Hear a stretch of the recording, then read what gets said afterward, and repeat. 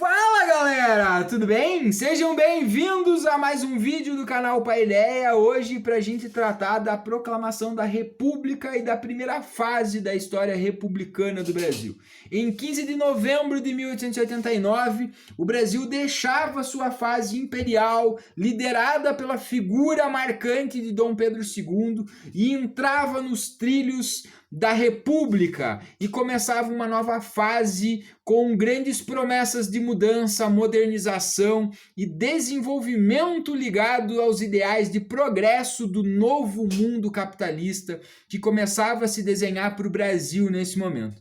Então, a partir deste momento, nós temos uma nova fase, mas nem tudo são flores neste momento. Aquilo que foi prometido, aquilo que foi idealizado, na verdade acabou não se concretizando lá bem como nós esperávamos. Então a República do Brasil vai passar por uma série de fases.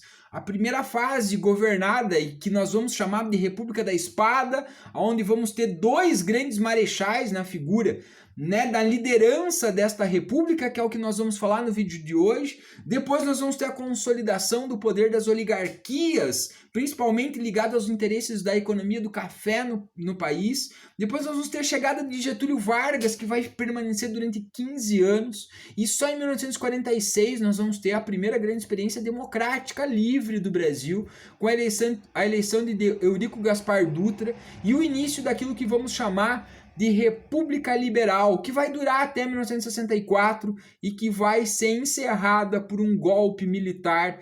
E a partir dos próximos 21 anos nós vamos ter o início da ditadura militar, que dura até 1985, e a partir de 85 nós vamos ter a redemocratização do Brasil e vamos ter a nova república, que é a república que duramos ou que vivemos até os nossos dias de hoje. Mas o vídeo de hoje vai tratar desta primeira fase do Brasil, da primeira fase da história republicana do Brasil. Em 1889 começava então a nossa fase republicana. O primeiro grande desafio que vamos ter nesse momento é a organização política do país. Então, assim que assumimos e nos tornamos república, instalamos um governo provisório com a intenção e o objetivo de organizar institucionalmente este país. E logo em seguida que instala-se esse governo provisório, convoca-se então uma Assembleia Constituinte.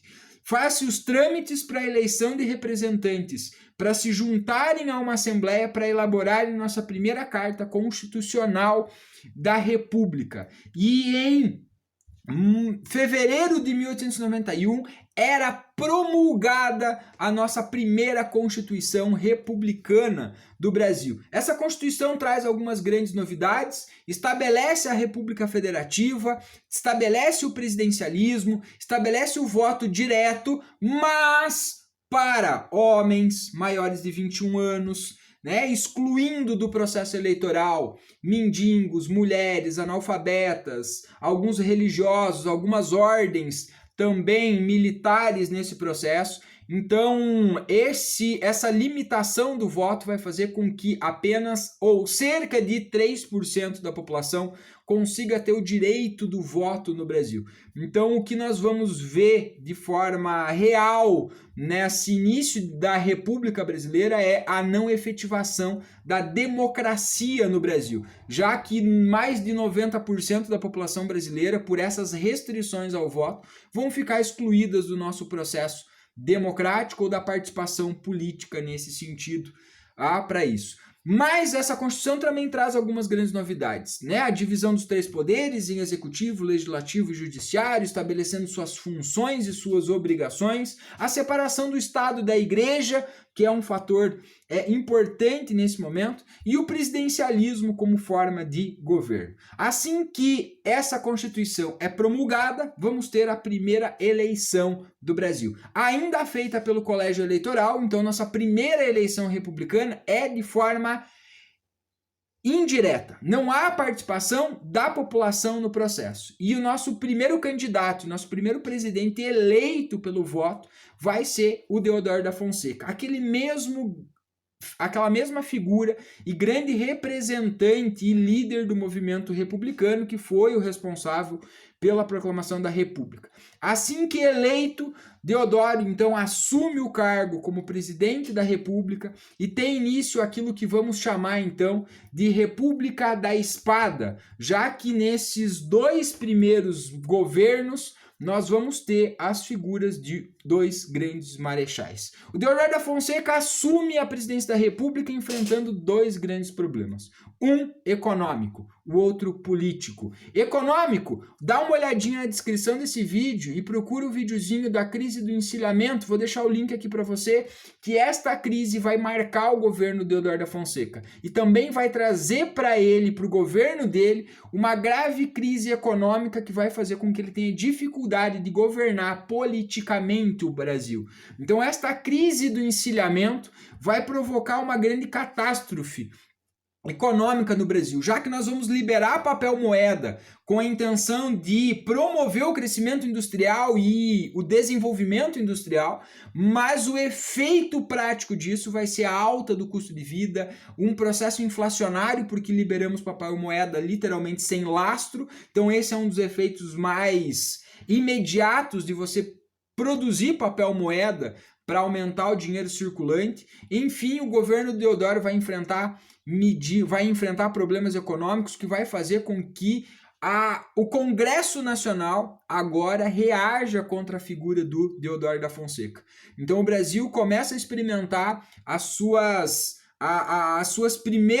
os seus grandes primeiros desafios republicanos, a ideia de dialogar, debater democraticamente. E aí o Deodoro vai enfrentar problemas porque vai enfrentar uma oposição de uma grande oligarquia que chegou ao poder, que ocupava o poder do Congresso Nacional, da Assembleia Legislativa e que não vai gostar da forma com que ele vai governar. Então, o acusando de medidas autoritárias, o Congresso Nacional vai conseguir combater e limitar os poderes do Deodoro da Fonseca. O Deodoro da Fonseca, não acostumado com esse diálogo político, vai tentar fechar o Congresso em novembro de 1892. E isso vai levar, então, a uma crise política onde o Deodoro não vai conseguir resistir e acaba renunciando ao cargo de presidente da República.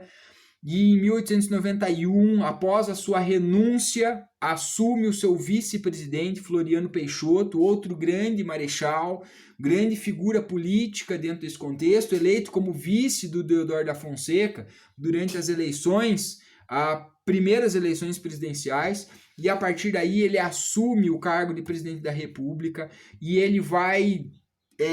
talvez sabendo, com a experiência do que ele viu o Deodoro da Fonseca lidar com os problemas com o Congresso Nacional, vai conseguir tentar criar um consenso maior político. Então, assim que assume o cargo de presidente da República, tentando obter apoio político e apoio popular para governar, ele estabelece algumas medidas para tentar conter a crise do encilhamento. Uma delas, diminuição de aluguéis, de casas, principalmente para a população, para os operários, para a população mais humilde, controle de preços sobre itens básicos de alimentação e necessidades básicas nesse sentido. E também vai fortalecer o seu vínculo com os cafeicultores, para conseguir criar um contexto de governamentabilidade, justamente para conseguir tratar dessas questões, discutir essas questões, levar essas questões até o Congresso, e então desta forma ele vai ter um governo um pouco mais tranquilo politicamente, mas não menos duro, já que durante o governo do Floriano Peixoto nós vamos ter dois grandes momentos marcantes da República, que é a Revolução Federalista no Rio Grande do Sul, que vai ocupar e vai se dar aí principalmente nos estados Rio Grande do Sul, Santa Catarina e Paraná, e também a Revolta da Armada, uma grande rebelião da Marinha Brasileira, contra, em especial, esse autoritarismo dessas duas primeiras grandes figuras políticas presidenciais que nós vamos ter. Tá? Esses dois confrontos vai acabar fazendo com que consolide-se o poder das oligarquias na política nacional brasileira. O exército perca, de forma geral, seu prestígio político, não consiga fazer um sucessor para manter a linha dos grandes ideais que levou à proclamação da República. Então, a partir de 1894, quando se encerra o governo do Floriano Peixoto, nós vamos ter a eleição do primeiro civil, tá? Que é o Prudente de Moraes, como presidente do Brasil, e aí começa a segunda fase da República Brasileira, que é a República das Oligarquias, ou também conhecida como República do Café com Leite, mas este é um tema para um próximo vídeo, que na sequência vem logo aí. Gostou do vídeo? Deixa o seu like.